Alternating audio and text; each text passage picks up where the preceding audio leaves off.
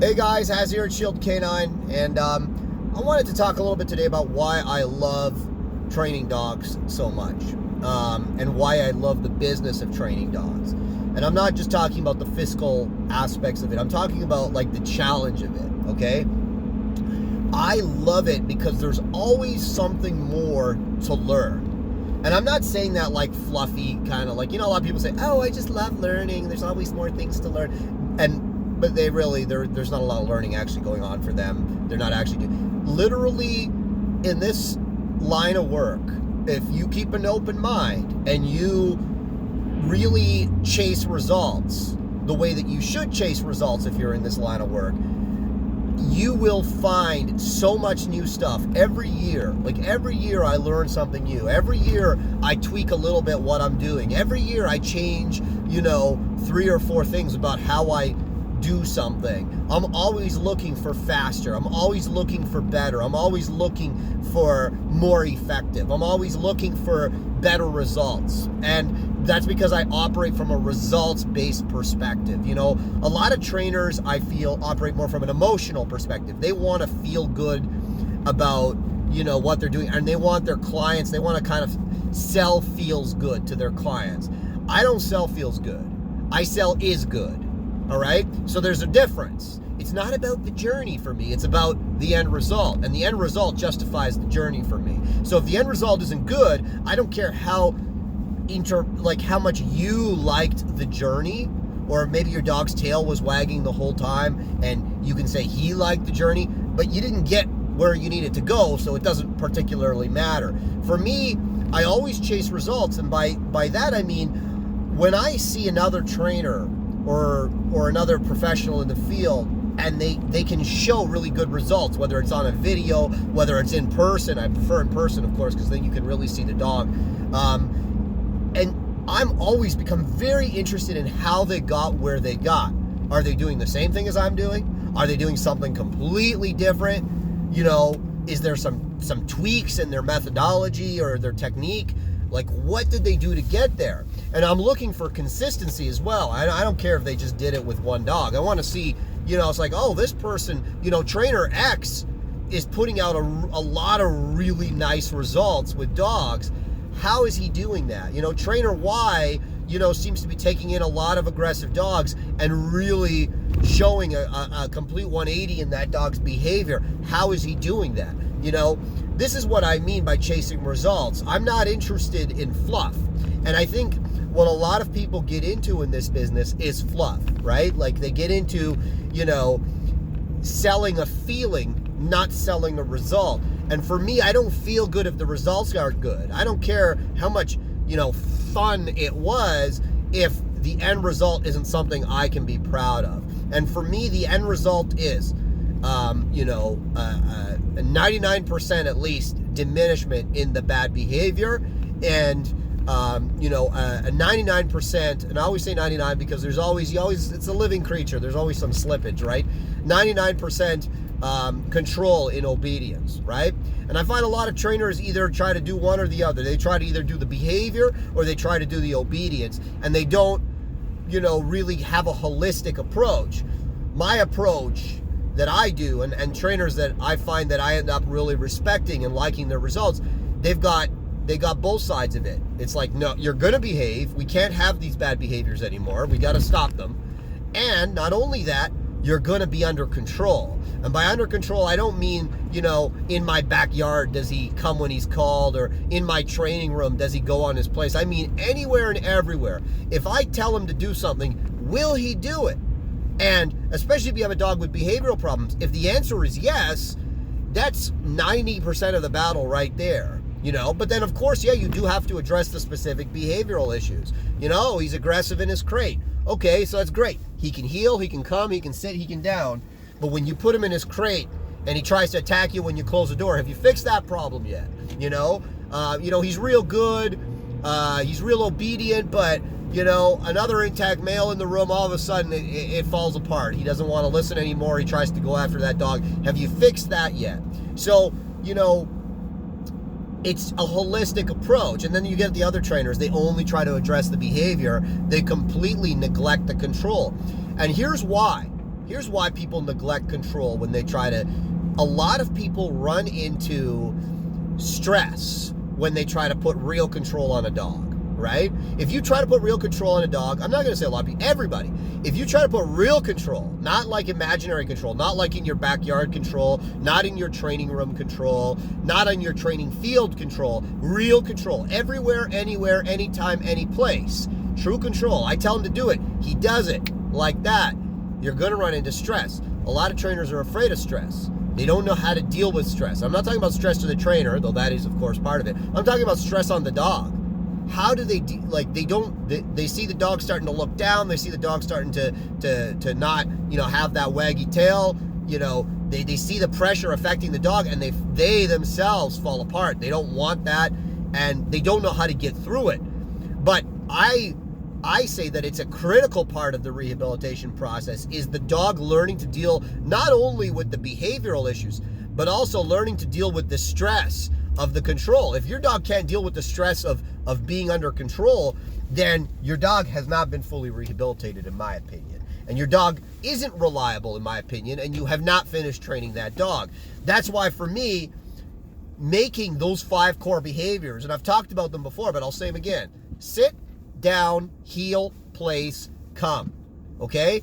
5 core behaviors. If your dog can do it on and off leash, anywhere and everywhere, you have a fully trained dog.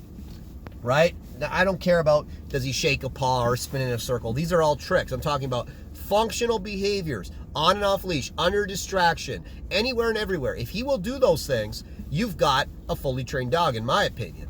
So, for me, when you go through the training process, especially with a dog that has behavioral issues, and you say, okay, I need you to perform these 5 core behaviors anywhere and everywhere, you're going to run into stress. You're going to run into situations where you have to pressure the dog. And especially if the dog has really severe behavioral problems, you're going to run into severe stress. And a lot of trainers get scared of it and they quit. And they don't know how to get through it. Or they push through, but they don't really know the right times to correct, the right times to reward. And the dog just keep staying in that state of stress, and they don't, so they get scared and they back off of it, and then they say, hey, I've left, you'll commonly hear, I used to be a yank and crank trainer, but now I'm not a yank and crank trainer anymore.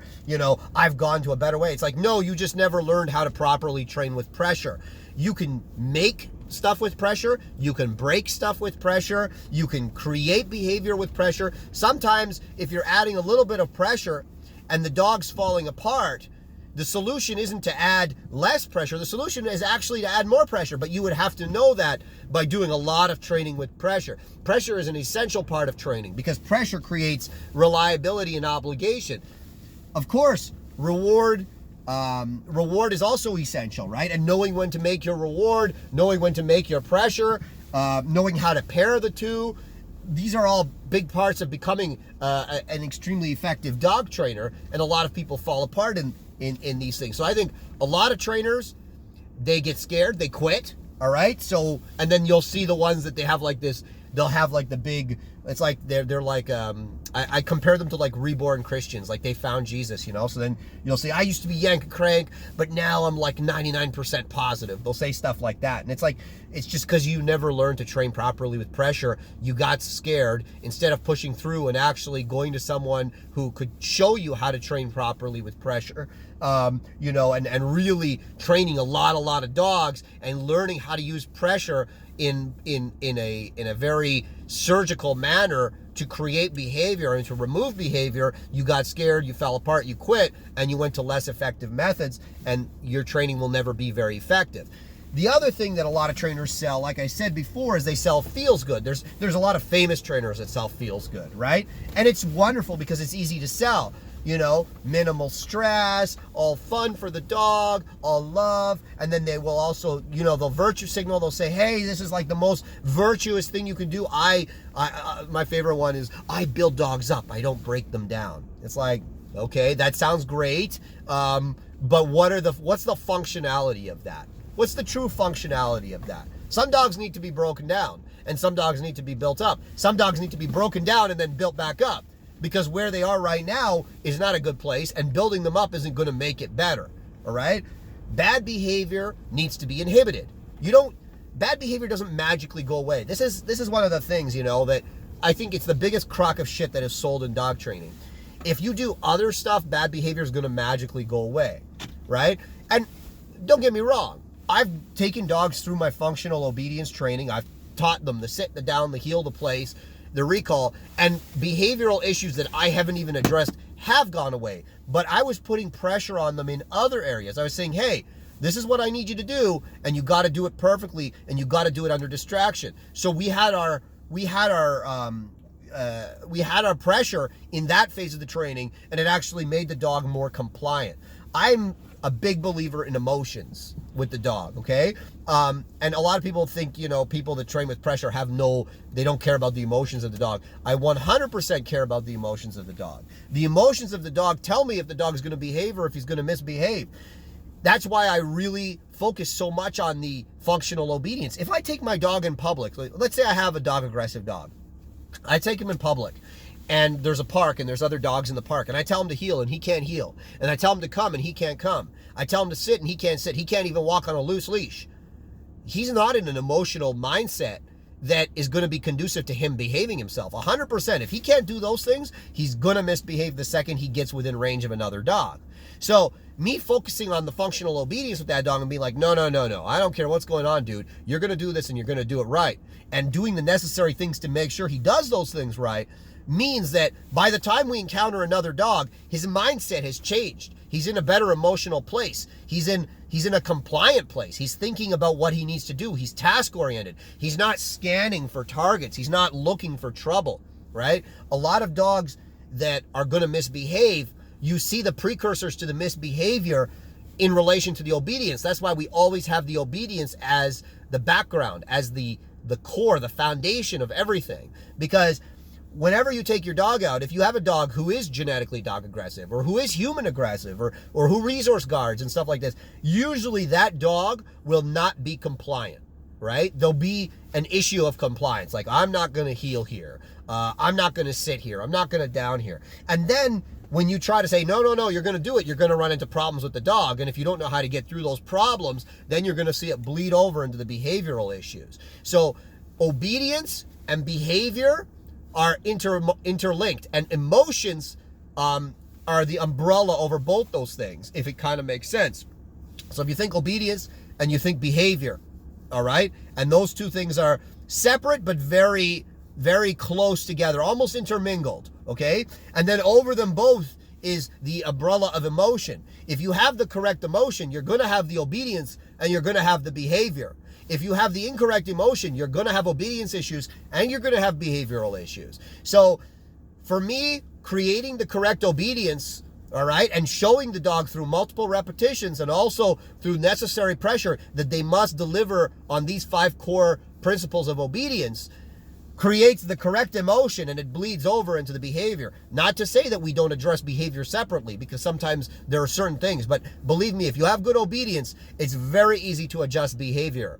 All right? It's not so easy vice versa, right? So if you just try to focus exclusively on the behavior of the dog and not the obedience, you're neglecting a huge portion, and I don't think you're ever going to properly change the emotion. So you see a lot of trainers, they advertise like, they'll take an aggressive dog and they'll be, in their backyard or something, and they'll be like, hey, look, here's the before, and the dog's all misbehaving. And then they'll say, here's the after. And they'll show the dog in their backyard. The dog's been in their house now for 2 weeks. The dog likes them now, because most dogs, they need somebody to like. After they've been alone for a couple of weeks, they're going to like whoever's feeding them. So the dog's their friend now. And they're just showing the dog in their backyard doing some tricks. Maybe they have an e-collar, or maybe they have treats, maybe they have a toy. And the dog's doing some tricks in their backyard. It's like, no. You didn't fix shit, dude. You're lying. Take that dog out in public. Show him around strange dogs. Not your dogs in your house that he's used to. Show him around strange dogs. I can't tell you how many times, like, we get dogs here that are really aggressive. Like, we have to take them into the kennel with a catch pole, and they have a muzzle and everything. It looks like Hannibal Lecter coming in. Within 1 week, that dog is walking around with just a slip lead in our kennel. And there's like 4 other dogs and 5 other people in the room, and all sorts of stuff is going on, and he's acting okay. He's not being aggressive, he's even listening. You'll see him doing obedience. And I could lie. I could take a video of that and say, hey, this dog's fixed. But I'd be lying to you. He's not fixed. You get him out in public, all of a sudden you're going to see all that behavior crop up again. So a lot of people sell you on feels good. I'm very interested in what is good. And there are some trainers in this business that really have a lot of skill, not just in behavior modification and pet obedience. I'm talking also in the sports side of things. There's a lot of, it's the same thing on the sports side of the equation. You see a lot of trainers, you know, they've got their Malinois, you know, doing like 10 different tricks. They've got the low stim e-collar. They're making all this stuff. The Nepo-Po trainers are my favorite because they're like a dime a dozen. They go and they take this course and then all of a sudden they think they're God's gift to dog training. Listen, I studied Nepo-Po. I was lucky enough to go to a couple of Nepo-Po seminars, and the methodology is a very sound methodology, but I don't like it as an exclusive methodology, right? But you get a lot of these trainers, like the sport trainers, they've never really made any accomplishments on the field. They've never had big success on the field, but now all of a sudden they're selling seminars and they've got, you know, some Mal doing tricks for a ball and the e-collar, and they're like, look at all this, you know, they'll put some big long explanation, like 10 paragraphs about the complexity of what they're doing. Really, it's not very complex, right? But they'll make you believe that it's kind of rocket science, and then they'll sell people on seminars. It's like, this guy hasn't gone on the field. He hasn't translated these tricks that he's doing with his Malinois into 3 phases on the IPG field, or even a PSA 3 or whatever. He hasn't made that success. Why are you going to his seminar? I am only interested in learning from people that have made success at the highest levels, because that's somebody who's achieved a lot more than I have. I want to learn from them. There's something new to learn from them, not some guy who just learned, you know, from some online course, or he went to some little seminar and now all of a sudden he's a genius because he figured out that he can do some stuff with low stim in a ball with his Malinois. All right, that's not interesting for me, and it shouldn't be interesting for you. Learn from those who have achieved at the highest levels and who are showing consistent results with dogs, whether it's in the pet training field or in the competition obedience or competition bite sports training field. Learn from those people that have made consistent success, and those people aren't hard to find. You know, if you're actually interested in results, not the journey, right? I'll throw some shade in another direction. You know, there's some people that sell force-free IPG training, you know, and it's like the idea is, hey, we're going to be like no corrections, no collars. We're going to make success in IPG with no corrections and no collars. IPG system, for those of you that don't know. It's like, these people have never made success. All right, yeah, maybe they did an IPG 2 at a national or something like that. It's like, that's not success. Did they win? Are they an Ivan Balabanov? Okay. Are they a Diamond Hansel? You know, are they who else is famous? Wallace Payne, you know, like Dave Croyer. Like, there's the guys that everybody knows who've been consistently there. They're consistently at the top of the heap. All right? These are people that you learn from, not some dude he went and he's like a silver star or gold star Nepo-Po trainer. It's like, who cares, man? You didn't do anything. You've never been on the field. You know, you've just learned about this e-collar. It's you know, you're like a kid with a new toy. You don't know anything. You don't know how to translate that into results. You're just playing games until you get on the field and you make true results without your e-collar and without your ball, right? I'm not interested. But anyways, that's just me. End of rant. So at the end of the day, I think really what we can take away from this is results are paramount. I care about results. I don't care about fluff. Don't sell me fluff. Sell me results. There's a lot of trainers, they're just fluff. They talk so much bullshit. They show bullshit. And by showing bullshit, I mean they show stuff in their backyard. They show stuff on the training field. They don't show the real life stuff. All right? They don't show the before in real life and the after in real life. They just show bullshit in their backyard or in their training room. This is not, for me, results. Show me results. And the same thing for the sport trainers. Show me your results on the field. Otherwise, I'm not interested. All right, guys. Thanks for watching.